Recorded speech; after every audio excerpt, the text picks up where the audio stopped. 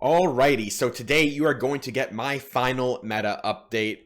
We have 2 weeks of PQs left, so we're kind of wrapping up on this competitive cycle. It's the last time I'm going to do kind of an in-depth meta recap. For the most part, the last few weeks, we have had a pretty steady meta. It's pretty open. There's a good amount of leaders that have been getting top 8s that are winning. But it has also kind of solidified. We kind of know already what's best, what's almost there, and we adapt to that. With 2 weeks left, I feel like this is a good time to do the last update. So we're going to do that and a little bit more. Before we get going, please hit that subscribe button if you haven't, and do check out my Patreon. The link's right in front of you and in the description. So the goals here, like I said, meta review, going to look at the percentages of like meta relevance each leader has, how much certain leaders or certain leader plus base combinations are topping, and we'll kind of break it down from there. I'll also do some deck list reviews. We'll look at sample lists of decks that are winning. Remember, the final PQs, February 22nd and 23rd. It's in 2 weekends, so not that many tournaments left, so it's kind of the wrap up of this season. I'm also going to start here with just a brief recap of the PQ that I just played at February 8th in New Jersey. So going to do that first, just briefly. I'm not doing a deep dive this time, but I did play Kira ECL again, and I finished in 4th place again. So that's back-to-back tournaments for me, just coming shy of that win, which I really wanted. I went 6-1 in Swiss. I had one loss to a Sabine ECL as a very good player. It took me down in round 2, so I had to kind of go 5 in a row to get in. I was able to clinch that spot in the last round, and then ended up losing to an Anakin Blue in the semifinals. Also, it was a 2-1. Was well played by my opponent, and yeah, it was a grind. I do think Kira is a pretty well positioned leader overall. There are some weaknesses to the deck in general, and one is that I think even though it's solid into a lot of decks, it's a lot of work also into a lot of decks. This is not a deck that ever really gets freebies the way a lot of the other top decks do, right? So if you look at some of the, like, let's say the top 3 decks, right? Django, for instance. Like, there are just games where you draw like 2 triple dark raids and both of them hit a Ruthless Raider, and you just kind of roll into a win off of that. In Han, like, sometimes your opponent just doesn't have the right card to interact with your DJ on your flip turn. Bam, you just kind of win, right? Sabine, right? Like, they do not have the out to the Darksaber flip turn or like to the ECL Wrecker, and you just have these like monstrous power plays, and Kira does not provide that in the same way, right? Every game is, you are reactive. You don't have these massive blowouts typically, and that's why games always feel kind of close. You don't get games most of the time. I mean, they happen, right? But way less frequency that you just kind of roll over your opponent because you had the right curve and your opponent just like stumbled for a second. So it's a lot of work, but I really enjoy playing this deck, and I do think it is quite a solid contender overall. So that's my final PQ report for myself. It's only I played in 2 for this cycle. The first one in New York 2 weeks ago, and then this one did, like I said, finished 4th in both of them. I'll be really excited to compete in some more in the next cycle, as well as checking out the sectionals and the regionals. Very exciting time. All right, so before I hop over to SLU Competitive Hub to kind of really go into the percentages in the deck list, just going to start with the best. And I think, personally, that is Han Solo. I think, for the most part, Han Mono Yellow is the best deck, although Han Green, although much less represented, I think is also incredibly powerful. This leader is incredibly consistent, offers huge power spikes, offers some free roll wins with the DJ Han interaction. It's a very resilient deck. It's aggressive, but can also react in a lot of very, very powerful ways against control decks with a ton of hand hate and disruption, against other aggressive decks with effects that bounce and exhaust, like Cunning, Bamboozle, Waylays, Cantina Bouncers, right? The only thing it doesn't really have is hard removal. So when it falls behind a lot, especially to a lot of units on board, that's how it can kind of get punished. But not a lot of decks do that right now. The deck itself is incredibly resilient, like I said, And I do think Han Solo as a leader is the best leader in the game right now, ever since the ban of Boba. And I think he has two very powerful archetypes, although we've also seen it win with red and I think one time with blue. So the leader does have the quadfecta of PQ wins, all colors represented. So yeah, we're gonna see. It's not, the percentages that it's winning are not what Boba's were in the previous cycle. It's but they are incredibly high, and I think almost double, if not more than double, the next highest. So it is something to look out for. And yeah, but he is number one. And then we've got number 2 and 3, and that's for me Django and Sabine. So Django, a newcomer from the most recent set. We have had a couple, actually 3 pretty impactful leaders with Django, Quinlan, and Anakin in the set. So although we don't see a lot of cards from Twilight of the Republic, we did get powerful leaders come into the meta. But Django is another one of those decks that is very resilient, even though it's not very much like an interactive deck in the sense that it's not controlling your opponent. The built-in exhaust effects with Django makes it very powerful into other aggressive decks where it can kind of race by keeping tempo and exhausting and preventing damage. And also that effect is incredibly powerful against other controlling decks that need to try to end the game against you, because they can't push damage against you, and it gives you so much more time to find outs, right, and find more direct damage. It has another, like I said, built-in extreme power play with triple dark raid into Ruthless Raider. Decks now are almost always playing sneak attack as well, so curving like a triple dark raid on turn 3 into a sneak attack raider on turn 4 is an obscene amount of damage with very little card investment. And yeah, the leader is statted incredibly well. We know 7 health on a 5 deploy. Very, very powerful. Django is probably number 1 thing that I would recommend starting to try for the next set, because there are some absolute scary cards to just like slide into this deck. Number 1 being Devastator, the new legendary, and IG-2000, the 4-drop that pings 3 units. I think both those cards are extremely powerful with Django and extremely scary with Triple Dark Raid. Triple Dark Raid is it's already obscenely powerful, and it's I think about to go through the roof with those interactions, and Django likely being the beneficiary of that. And then Sabine, good old Sabine. This deck is virtually unchanged from set 2. I don't even think most of them play a single card from set 3, but 4-cost deploy is kind of broken in nature when it comes out so early in the game. And it's a very well statted unit, so you are just kind of always ahead no matter what. You just always have this very early sturdy unit, and your ability to also just read everyone's base has 5 less health is also just kind of insane with such a cheap deploy, right? Sabine itself is like the glue, right? The deck works way less well when you don't have that early advantage, right? That's what helps set up those powerful 5 and 6 resource plays, namely the ECL, Poe, and Wrecker stuff, because their opponent is already playing catch up and they are forced to kind of walk into stuff like that a lot of the time. Sabine ECL, I still think, has one of, if not the most powerful interactions, right? The 3 decks we're talking about all have one of these. It was DJ for Han. It's Triple Dark into Rootless Raider, and here it's ECL Wrecker, which, isn't anyone who's been on the receiving end of that knows how insane that interaction is, where Wrecker can absolutely smash your base and kill 2 units with his effect and leave behind a 7 power unit that must be immediately answered. Probably the most powerful ECL target in the game. And it's probably not even close, but the second most powerful one probably is Poe, because now you have a 5 resource unit that kills basically any leader in the game. And also has incidental upgrade hate built into it, which I think is probably the most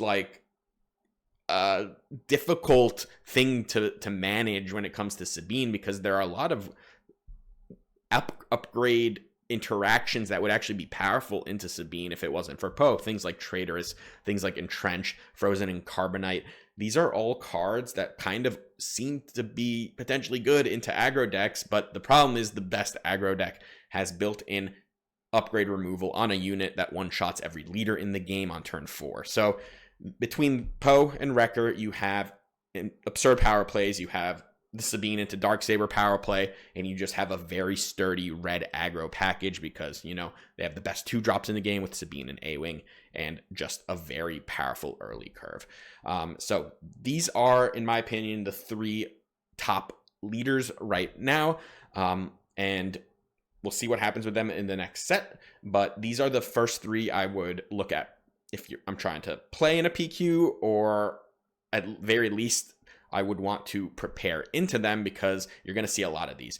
Virtually any PQ you go to will have double-digit percentages of these 3 decks represented, which means a third to a half of the meta field will be those 3 decks. So you're likely to play in a 7-round tournament at three times like these decks, right? Like you'll probably play 3 of your 7 matches will likely be against these decks, maybe even more. So, and probably even more once you get to the top cut, because these decks are getting there a lot.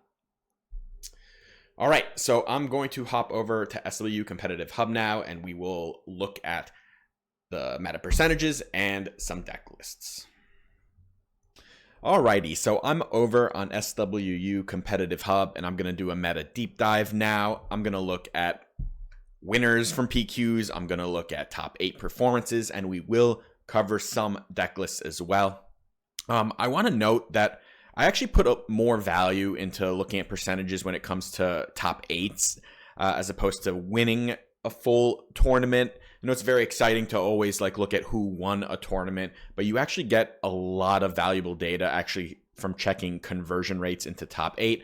The top 8 is a mini tournament. It often depends a lot on particular matchups. It can depend, of course, as will the rest of the tournament, who's playing, the skill levels of the people involved. You see that these days, a lot of familiar faces get into top 8s. There's people with repeat wins. So we're noticing that sometimes it's not even just the deck, it's also the player. And I mean, that should kind of be for granted, right? We kind of know that a player can carry a deck in general, but I will look briefly here at the winners, but I'm going to spend more time on top 8 performances, and then we'll look at some deck lists. So leader base winner combo number 1, not even close to a surprise, is Han Solo with yellow. It's 26 PQ wins, close to a 24% rate, right? So it's about a fourth of the PQ winners has been Han yellow. If you then want to add Han green, there's 5 of those that will raise it by another about 4.5%. And then we've had 3 Han reds, and I believe one time somewhere a Han blue won an event right here, actually 2 times. So that's another 5. So we can get up to 36 Han wins, which will be close to a 35% rate there. So about a third of the PQ wins have been this leader. That's a lot. It's not Boba levels of a lot, but that is definitely a lot. And then at number 2, with a very significant drop off, almost half as many, is Sabine ECL. And then we get Jango Tarkintown with close to a 10% rate. And then we've got Quinlan Tarkintown with like 6.5%. Past that, it's not a lot anymore, right? You got Bossk Green. He's got 5 wins. Cat Tarkintown. I want to say that like Quinlan Anakin, it has 3. But if you add them to the Rey, I wonder if Rey has 1 PQ. Yeah, 1. So that's like 4 in that archetype. If you add all the Kiras and Krennics, so you've got 2 Kira 30s. 2 Kira ECL, actually, 1 Kira 30 health and a Krennic ECL. So then you've got a little bit of a combination there of 4. But overall, past the top 4 here that we see, it's a pretty significant drop down. Yeah, but let's take a look at some deck lists, especially from some like recent events we might be able to see. So here's a recent winner in Sweden. It was February 8th. This is the Han Yellow list. So this one is not the Rebel quote unquote version. This is 3 crafty, 3 elite droid, right? This is more we would say like in the generic value Han Solo. This deck past that has one Chewbacca. You don't see that very often, but it fills that like 5-drop role. It looks like it probably came at the expense of one Zori Bliss. And then this deck is playing Spark of Rebellion main deck. There are a lot of Han Solos these days that don't play that card in the main deck. They certainly play 3 of them in the 60, but not always in the main deck. But past that, I don't have much else to say. This deck has existed from the beginning. We see the Rebel version. We see the non-Rebel version. We're going to look at another winning version here. This one is also the Value Town version, more or less. It does play Ezra as a different 3-drop in the list. It doesn't have nearly as many turn 1 plays in this one, and also surprisingly to me has also cut Bodhi's from the list as well. I find Bodhi to be pretty core, but again, these are minor tweaks. You see Plo Koon here. Plo Koon has proven to be very good in the Han yellow mirror. Not so great in most other matchups, so a lot of versions of the deck only play it in the sideboard as opposed to including it in the main deck, but still an incredibly powerful list. And I am going to open this one because this is from my teammate, Alex. This is also, he won a PQ with the C3PO version with Wing Leader. This is back to the value version of just no Rebel synergy stuff, just playing the lead droid. This does have the full complement of 3 drops, right? 3 Bodhi, 3 DJ, 3 Ezra, 3 Liberated Slaves, 3 Tech. Spark and Rebellion in the main deck, Bamboozle in the main deck, a card that I've liked a lot in Mono Yellow Han, but also in Quinlan Tarkintown, and, you know, some other decks. I think Bamboozle is in a fantastic place right now. It's very good at stopping the 5 to 7 Han turn. It's incredible against Sabine decks and has some utility in any matchup where you are trying to race with your opponent, because being able to play a 0-cost card that just prevents damage can be very powerful. So that's all we'll do for the Han Yellow. We'll look at a couple Sabines maybe. Again, this deck, sometimes I feel like I don't have much left to say about this. This deck is virtually unchanged for like 6 months now. It looks very similar to how it did in set 2. This one actually does have a new card in it. This is Jin Urso. You know, a 2-drop. You can play different 2-drops. I think most lists don't even play Jin because the 2 health has been a liability. So you see sometimes Alliance X-Wing in that spot. But yeah, like Jin, it's fine. We got, you know, Wrecker Poe. Deck Sindari Peacekeeper is incredibly important in some matchups, especially like into Django Tarkintown, because keeping a healing unit on the ground can really change the dynamics of that race. We see 5 upgrades in this one: 3 General's Blade, 2 Darksaber. That's to even give more consistently that Sabine flip turn, like that power play of flipping her and equipping her, and a lot of decks can fold to that. So as always, this deck is presenting multiple steps of like, can you deal with this? If not, you lose, right? Turn 2 Wing Leader on a unit. Do they have the answer? Not, probably losing. Turn 3 Sabine flip with an upgrade. Do they have the answer? If not, probably losing. And then cap that with the Poe ECL or the Wrecker ECL. Poe giving you the ability, of course, to like one-shot any leader very early, and then Wrecker, the absurd damage play that can present. And we also see Bright Hope in this list. What you don't see in the main deck is For a Cause I Believe in, which I completely understand. I think in like against Django, in mirrors, and against Han Solo, this card's actually not very good. And because of that, it's like a lot of matchups that a lot of what you're seeing, it's not a card you want in your main deck. It's at its best against like blue control decks, blue-green villain mid-range decks, or like hero mid-range decks, or blue-green soft control decks. And then, yeah, like some Splash and some other archetypes, but for the most part, the decks you're going to see the most, For Cause, not incredibly effective. And then let's look at some Django as well. This is a deck I really like, and I think is going to really transform in the next set, the space set. But this is a winner over in, I think in France.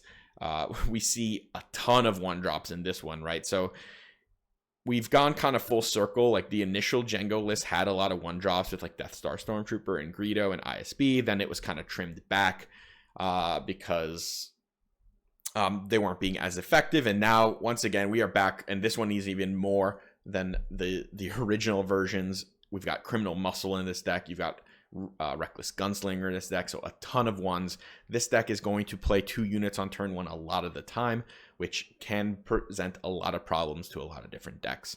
And we still have like some of the utility cards, like 1 tank, the Geonosis Patrol Fighters, the On the Doorstep, which is a very good card into Han Solo specifically because it just means that they can virtually never attack with their leader.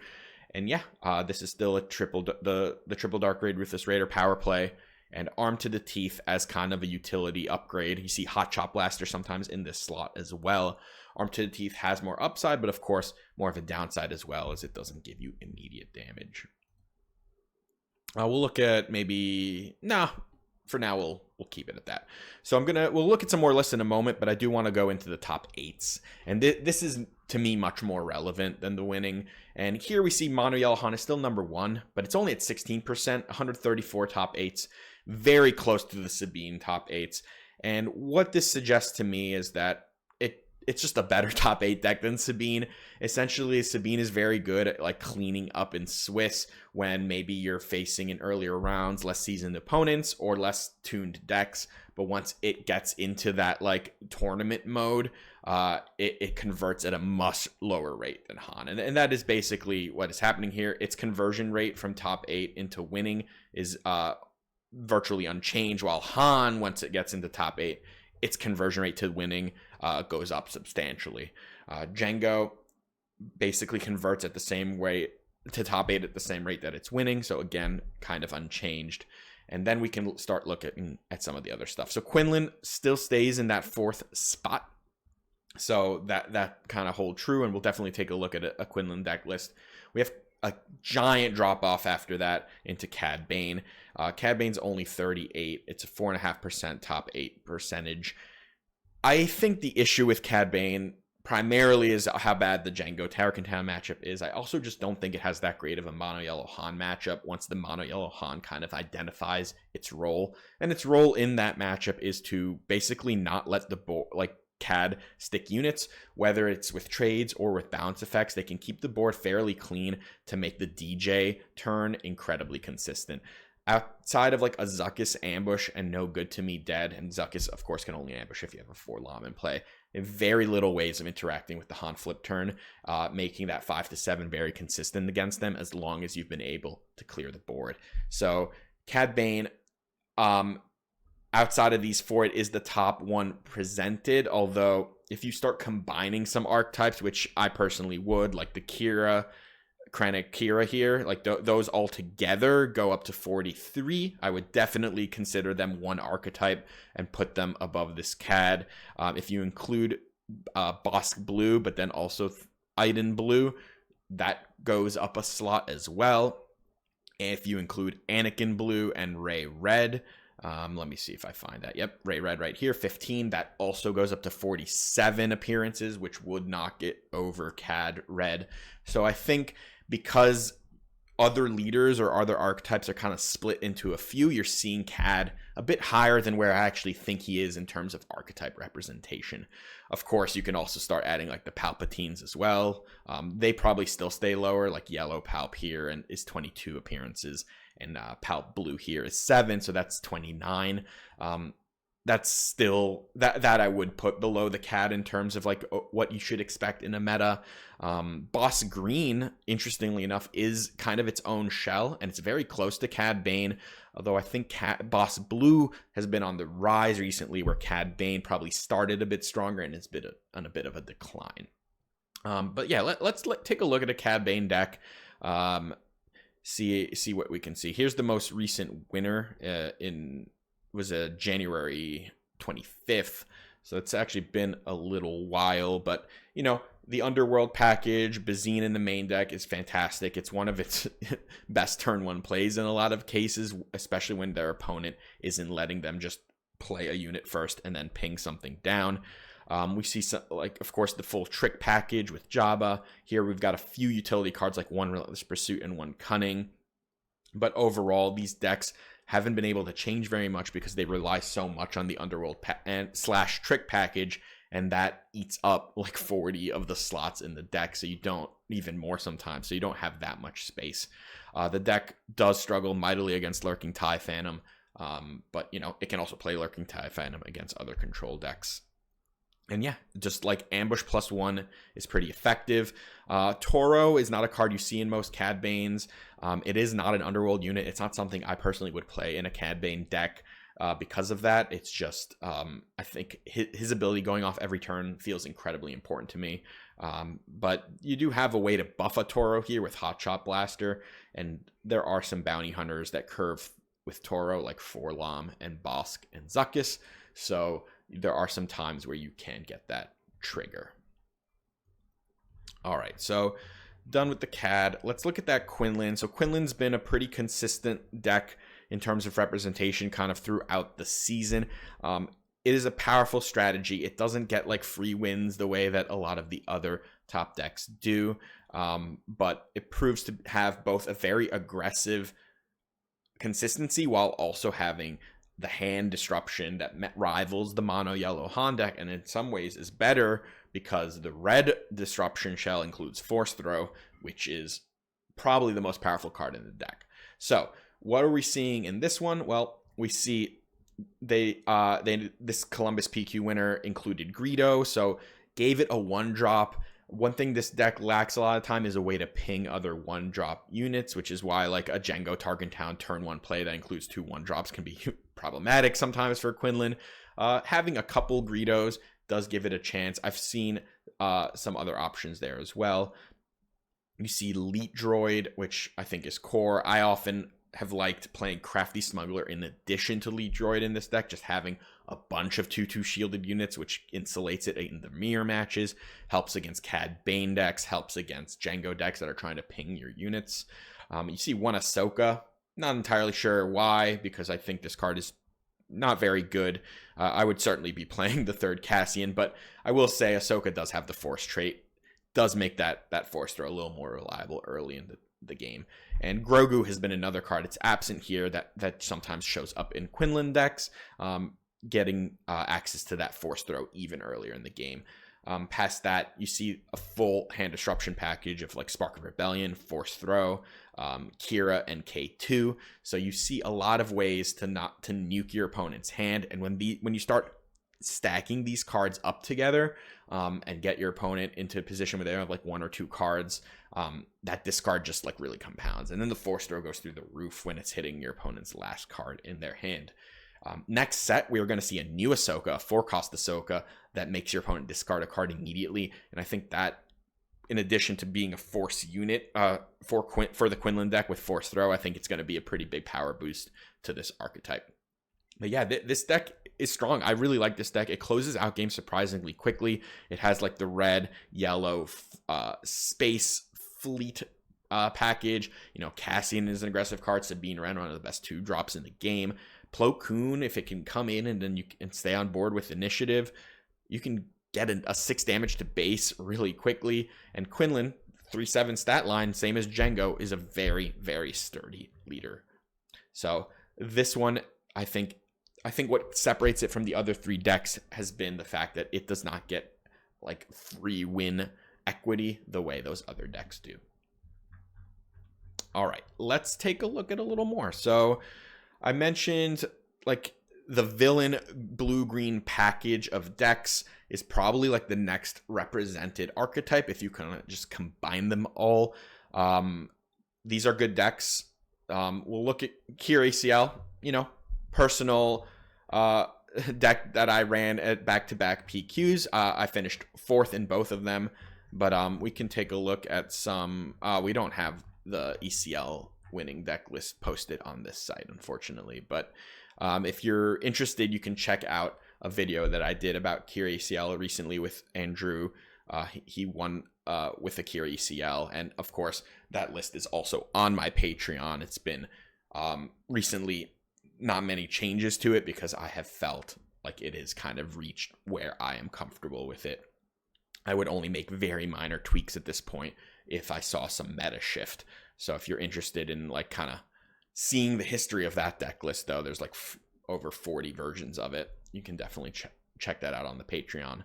But yeah, so let's take a look at Bossk Green, actually, because this is kind of one that in the last 2 to 3 weeks has became more popular. It hasn't won a PQ recently, but I'm going to take a look at the one here that finished 3rd, 4th in Vienna. This is a giant ramp deck, right? So we see the price on your head ramp, the resupply, and the super laser tech, right? So it's a 9 ramp deck that plays a bunch of bombs. It can sometimes even double ramp with Bossk. You got overwhelming barrage, which is very powerful with an early flipping Bossk. And then you've got the giant fleet of giant units: Vader, Mauls, Palpatines, Reinforcement Walkers. This one's even playing 2 Devastators in the main deck, as well as some Ruthless Raiders, right? So the Bounty Hunter's Quarry is really only here to get some Sentinels, right? You got the Phase Troopers, the Cell Block Guard, or to help you even get ramp out with super laser tech. So it's really not here to aggro out. We've seen Bossk ECL, especially in the previous set, where like the Bounty Hunter's Core is all about doing things with Toro or punishing one and just getting really valuable units out. And here it's much more focused on delaying, right? This is trying to delay so that you can get these giant units out. There's been versions with even more top end and less early units, but this one opted for some scanning officers for the Han matchup and an Admiral Piet to give ambush to all the non-ambushing big units you have. Do you think this deck is also already kind of pretty well positioned actually into a mono yellow Han deck? So I'm not entirely sure I would be playing scanning officer, but it certainly would make the matchup even better for the Bossk Green. All right. Let's take a look at an Anakin list. So this is kind of after the blue-green villain, red-blue hero is kind of the next up, right? And we're just going to look at the list that actually took me down in the top 4 in New Jersey. So this was played by Sean from McClunky Gaming. So this is the list here. You know, the one shortcoming I would say, or like the primary shortcoming for these hero mid-range decks, is that they really are very curve dependent and they don't have much wiggle room. A lot of the time for the first few turns, you're really just playing 1 card a turn.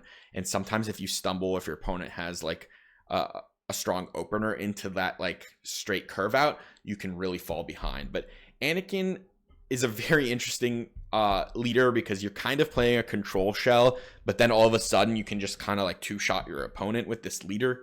And that's pretty cool, right? So the 2 drops in this deck are the space units, right? We've got green squads, 1 Anakin Interceptor Restored Arc, right? So that's 6 in space and then 6 on the ground with Sabine, actually 5 on the ground in Queel. So Anakin's ability is very powerful when you can start in the same arena as your opponent. That won't often line up. If you're going first, your opponent might dodge your ground arena, or if they're first, you can never really do that trade up. It's difficult because all your units are actually low power, like their power is not great, right? So they can actually get eaten when you play into something, right? So very powerful when you have initiative or you're able to initiate the attack with Anakin's ability, but some of them, especially the turn 1 plays, are pretty susceptible to getting swallowed up by your opponent's units. There is a pretty big force package here, which makes sense. You're playing Force Throw, which is an incredibly powerful card. The deck obviously needs some removal because it is not particularly quick. So you've got Fell of the Dragons, you've got Takedowns, you've got Perilous Position, and then you've got like your Jedi Lightsaber on Anakin play, which is huge because that actually can add up to 5 damage to him because the -2/-2 with his Overwhelm you push that extra damage, and that's really the big focus of this deck, is being able to do something like that. Anakin can routinely flip with 5, 6, 7 power, and then bam, Jedi Lightsaber can smack in for 10. You can do bravado stuff with him to ready up, and you still have this very grindy package of cards because hero mid-range, right? You're playing Obi, you're playing Luke, this deck's playing Razor Crest to grind. So, and then post board, you're even adding more grind. You've got K2s, you've got crates, you've got pillages, right? So you can really grind out your opponent's deck and kind of go along with them. So it's it sits in that mid-range role, but it plays pretty differently than other mid-range decks, because if you're able to do your plan A, which is Anakin winning you the game, then you kind of end the game pretty early. But if you're playing into an archetype where Anakin is not going to be your solution to like winning the game, then you can definitely grind and go into the long game with that hero blue package, especially on the back of Luke. All right, so there's only one more I think I want to cover. I've talked about Boss Blue before. I'm not going to open up a deck list with that. That's mostly been a very consistent archetype all throughout. I think it's not positioned even remotely well right now because it's awful into Han Yellow, and I think it kind of lost a lot of steam. I'm not actually going to look at lists here, but we'll see that like a lot of the results, they're like mostly in January. I mean, we've only had a little bit in February to play so far, but overall, I think this deck's been mostly on a decline because of the prevalence of Han Yellow. But I wanted to look at a Palpatine deck and mention Han Green as well. Now, Han Green's not nearly as popular at Han Yellow, but it does some crazy stuff with turn 1 resupply. It hard mulligans for resupply, and then it aims to basically just play 7s for the rest of the game, right? Just U-wing. It plays off aspect cards like Luke, sometimes Cad Bane, just absolutely overwhelm your opponent with that. Not a lot of decks can handle a turn 3/7 drop, which this deck can routinely do, and that is pretty tough. But yeah, let's look at Palp Yellow. I think it's proven to be the like number 1 Palp deck. We will look at the most recent. Let's look from February 9th. This is in France. Oh, that's just a paper copy, so we're going to look at a different one. Let's look at this winning one from also France. So this version is, let's see. Now there are 2 of them. Now there are 2 of them. So sometimes I've seen that to try to get out an early ambush unit, but this one is not playing early ambush units like Bossk and Syndicate lackeys. So it's much like lower to the ground in the early turns. We've got a lot of sentinels. You've got a lot of officials to turn on the Emperor's Royal Guard. You got Scanning Officer, very good into Han. Pretty necessary for a Palpatine deck to be able to blow up that DJ turn. Poggle, Bazine. Favorable Delegate is a very interesting card here. It's just food for, like, a lot of opponents are not going to want to have to kill a 5 health unit that Palpatine is playing. So, in a lot of cases, it's just drawing you a card for a while. I think P38 is one of the most important cards in this deck because of how good it is with Palp's throw ability, and the ability that you can put damage into multiple units all at once has been really good, especially with his flip effect. So you can kind of ping, and then like whichever one they don't attack with, bam, you can steal it. Past that, Change of Heart is another key card from Yellow that has proven to be very good with Palpatine, right? For 7 cost, you can kill any unit and draw a card. But yeah, Palp is Palp. Awful into Sabine, like beyond awful.